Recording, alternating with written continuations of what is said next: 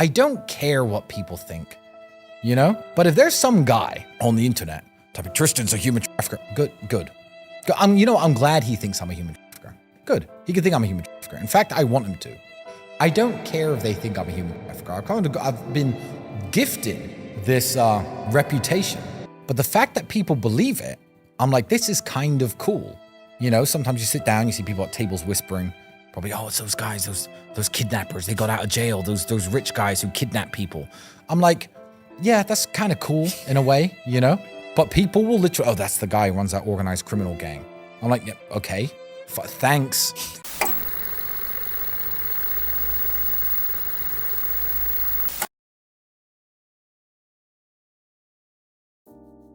Tristan Tate, another podcast appearance, another embarrassing public humiliation.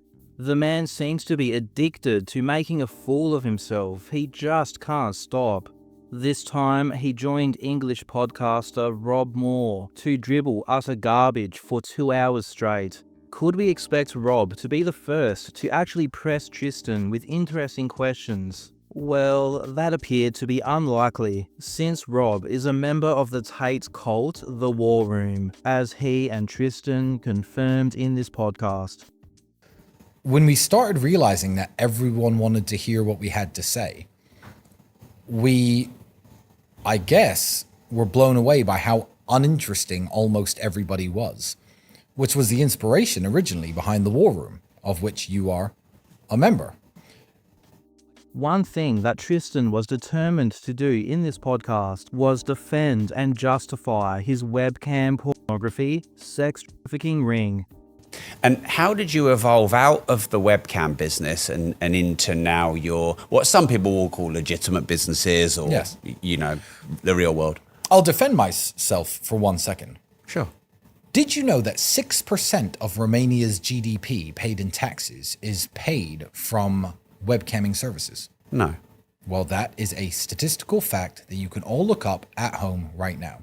Tristan says we can all look up that statistical fact right now at home, but he really didn't want you to actually look that up. Tristan says that 6% of Romania's taxes paid in its GDP comes from the webcam pornography industry. A closer estimate based on the amount of taxes in Romania's GDP and the amount of taxes paid in Romania from the webcam industry is closer to 0.16%. Where did Tristan get this 6% number from? Well, a recent report showed that 6 to 7% of the entire taxes paid in Romania's GDP comes from the entire ICT sector. This includes industries like software development, internet and mobile network providers, streaming platforms, social media, gaming, online publishing, data protection, IT consulting. I could go on and on. Tristan actually took the taxation numbers for all of these industries and pretended that it applied to the webcam pornography industry in a desperate attempt to minimize his degenerate past. He made another bizarre attempt to minimize his webcam business. This one is just unbelievable. So me with my few webcam girls, none of which were Romanian, by the way, they were all British. I certainly wasn't the webcam king of Bucharest with my women, broadcasting them online. It wasn't a revolutionary idea. I was just doing what hundreds of thousands of other people in that country were doing at the time, back when I was doing it. None of which were Romanian, they were all British. What is wrong with this man? Why would he lie about this? Even if we just look at the victims in the Tate's Romanian cases who have come out publicly, to avoid revealing anything about those who have remained anonymous. Yasmina and Beatrice, the two women who are still under the Tate's control and have publicly told the media they are not victims, are clearly not British. They have strong Eastern European accents and have appeared on Romanian television speaking Romanian. The woman who goes by Vivian, who Andrew is charged for trafficking as a minor, is from Slovakia.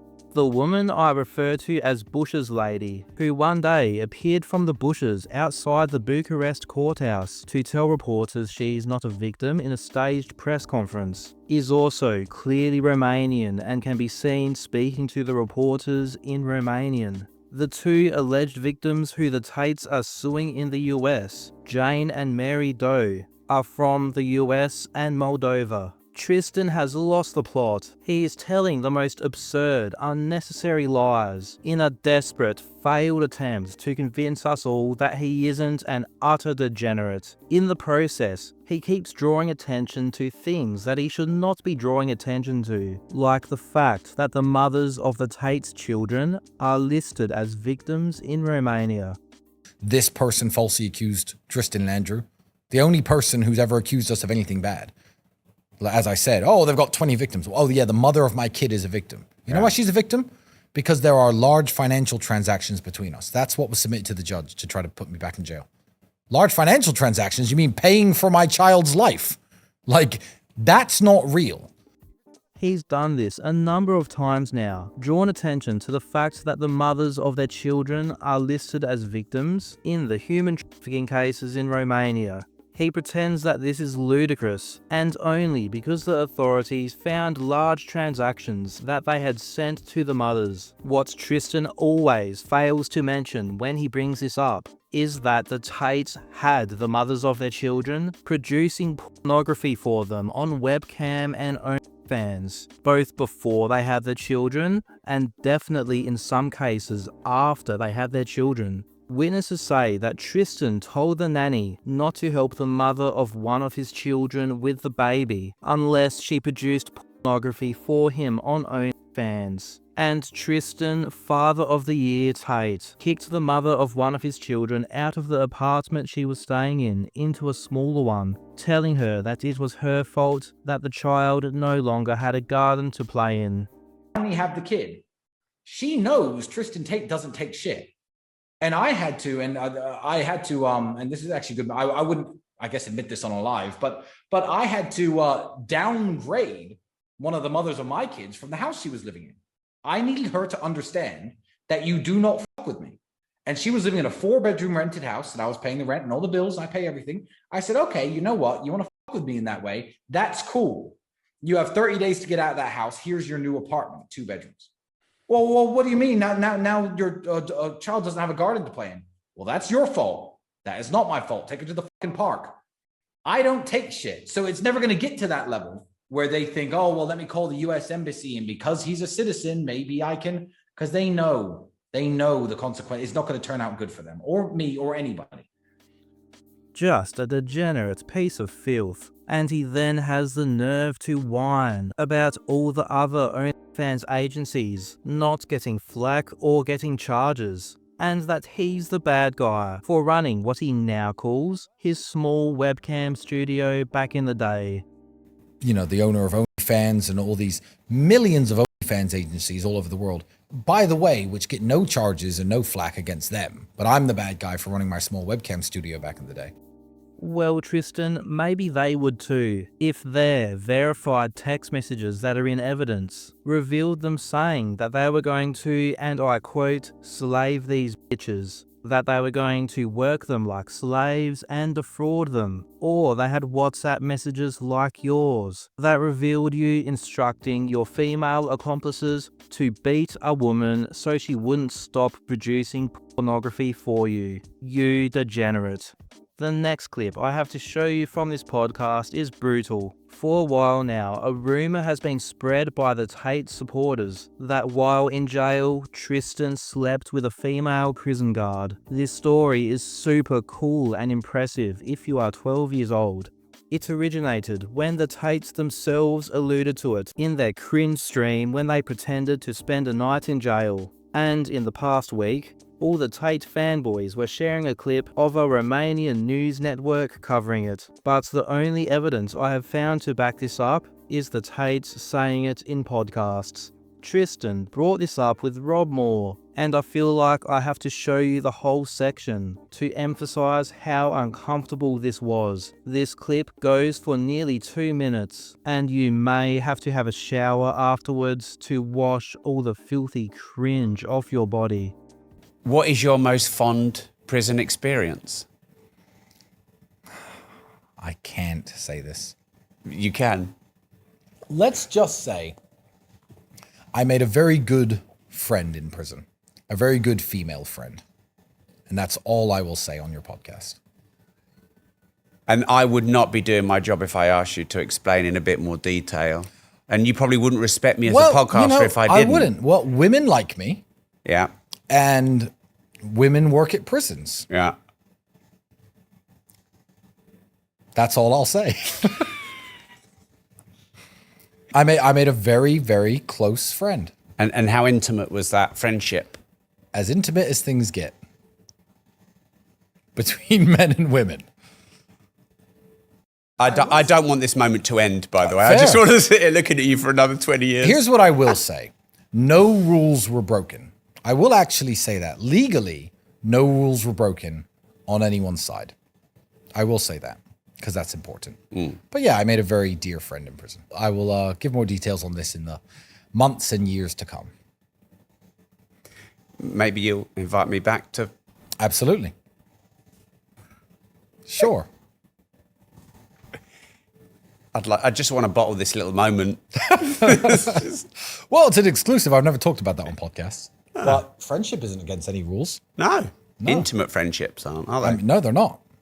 Fully consenting adults can do whatever they like within the confines of various rules of institutions. Next question. I'll just let you sip your coffee. I'm enjoying this coffee.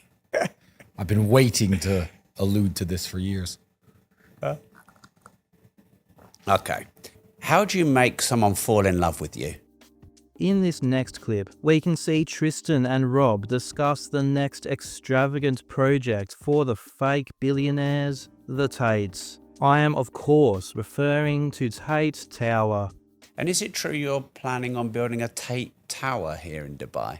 Talks are ongoing, and it very well could happen. That's what I'll say. Can you say any more? I cannot say who I'm speaking to. I don't need to know that. But the towers... What's the plan for it? Can you share the vision? Why? I could say that the towers have already been approved for construction, but it's all about branding deals. Branded deals are what they're looking for. And there are people smart enough and brave enough in this country who I think may well roll the dice on the next project that they're building. Foundations have already been laid. That's already been approved as the Tate Tower. Yeah. And if that happens, I'll be incredibly happy and proud of myself because I've built a brand strong enough, just like Jacob from Jacob & Co. did, that somebody that serious wishes to put my name and my logo on the tower. So that is, it's a very real possibility, yes. As we speak right now, it very well could happen. Of course, I can't disprove that the Tates are building Tate Tower in Dubai, but come on. I predict that you can add this to the list of imaginary projects that the Tates promised their fans and never delivered on, like Planet T, the Real World Token, and the Real World 2.0. When the Tates announced that they would be building Tate Tower in Dubai, they started creating AI images of the fictional Tate Tower and circulating them online, like this one that looks suspiciously like a butt plug. For Lord knows what reason, Tristan and Rob brought up another of the Tates' childish grifts, Andrew's fictional campaign to become the British Prime Minister with the Brav Party. Whereas Nigel Farage is sitting there eating a cheese sandwich in the pub, goes super viral. No, I super like him, and I think the common British man can relate to him. But what about Brav? But the Brav Party is a project that Andrew is taking very, very seriously. I think that So it's a legitimate absolutely, party. absolutely, it is. Yeah. Brav right now is a political vehicle that's evolving into a political party. If England is still in the state it's in 2 or 3 elections from now, Andrew Tate in his 50s when all of our fans, every young man in the world, by the way, is our fan.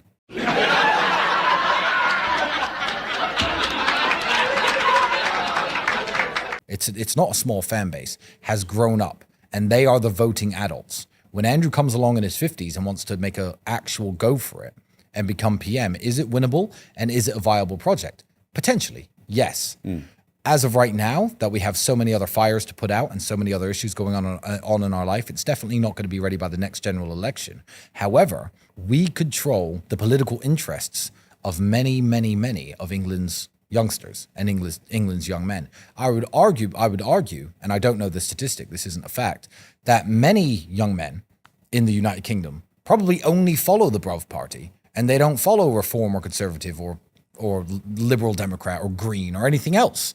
So I control the political interests of so many of the UK's youth that in 3 years, if I'm happy with them, I can tell everybody who listens to me to go out there and vote for reform. But if England is still, if it's still bad later on down the line in the 2030s, then yes, it will become what it was originally founded to be. And Andrew will make a shot at it because Andrew's very good at everything he tries.